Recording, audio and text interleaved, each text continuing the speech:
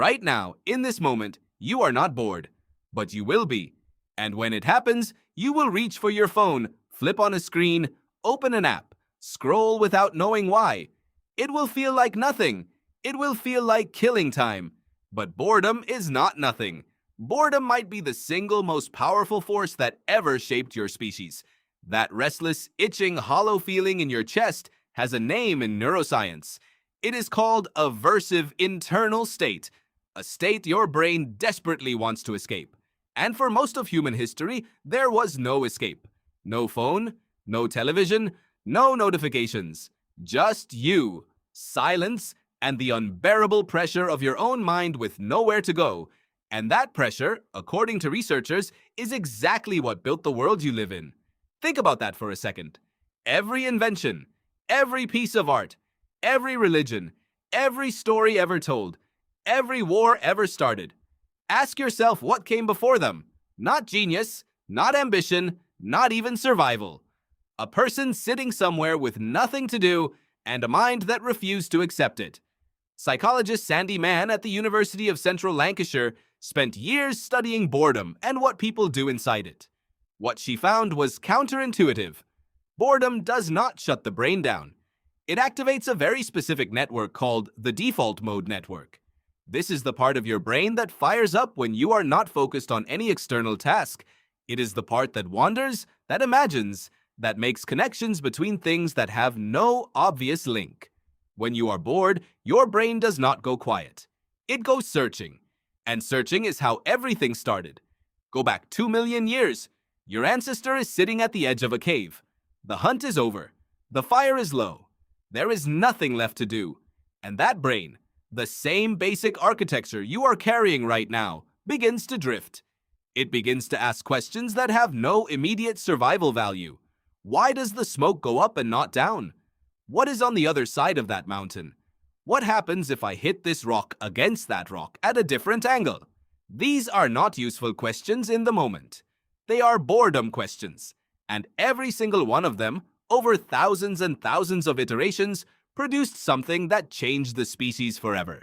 Historian Yuval Noah Harari calls this cognitive restlessness one of the defining features of Homo sapiens. Not our size, not our strength, our inability to sit still inside our own heads. While other species adapted their bodies to the world, your ancestors adapted the world to their minds. Because the alternative, doing nothing while the mind screamed for stimulation, was unbearable. Here is where it gets strange. Boredom is not ancient. Or rather, the word is not ancient. The experience is older than language. But the specific named, recognized feeling of boredom as something to be solved, something embarrassing, something wrong with you, that is surprisingly modern. Philosopher Patricia Meyer-Spaks traced the history of the word itself and found it barely existed before the 18th century. Before that, there was the Latin term acedia, a spiritual disease described by early Christian monks as a kind of noonday demon, a listless, empty despair that came from having nothing meaningful to do. The monks feared it. They called it the enemy of the soul. They built entire disciplines around escaping it. Prayer, manual labor, silence with purpose. And in building those disciplines, they built the foundations of monasteries, of manuscript preservation, of Western intellectual tradition. Your ancestors ran from boredom. And in running, they built the world. But here is the twist that modern psychology keeps circling back to. The tools we use today to escape boredom are doing something your ancestors never had to contend with. They are eliminating the discomfort before the searching can begin. Psychologist Timothy Wilson at the University of Virginia ran a now famous experiment. He placed participants alone in a room with nothing to do for 15 minutes. No phone, no book, no task, just their thoughts. Most of them hated it. Many rated it as one of the most unpleasant experiences of the experiment. Some chose to give themselves a mild electric shock rather than sit with silence. They chose pain over boredom.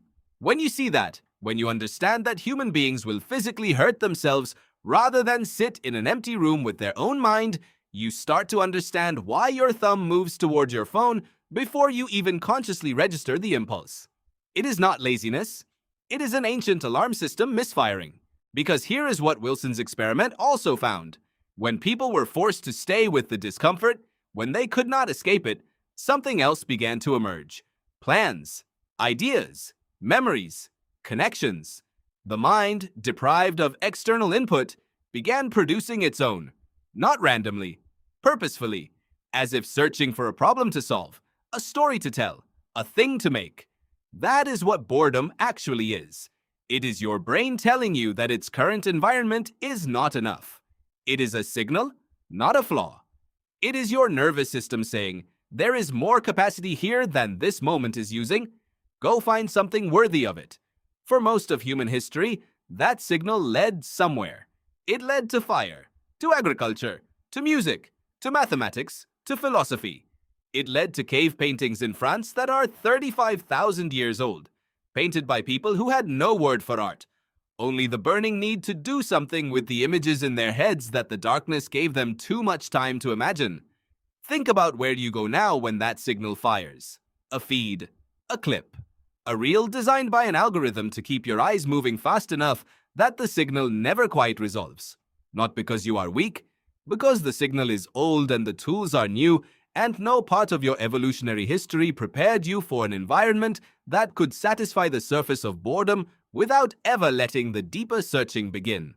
Neuroscientist Mary Helen Imodino-Yang at the University of Southern California has spent years studying the default mode network, the exact system that activates in boredom. What she found is that this network is not just for daydreaming. It is the network responsible for moral reasoning, for empathy, for constructing a sense of self over time.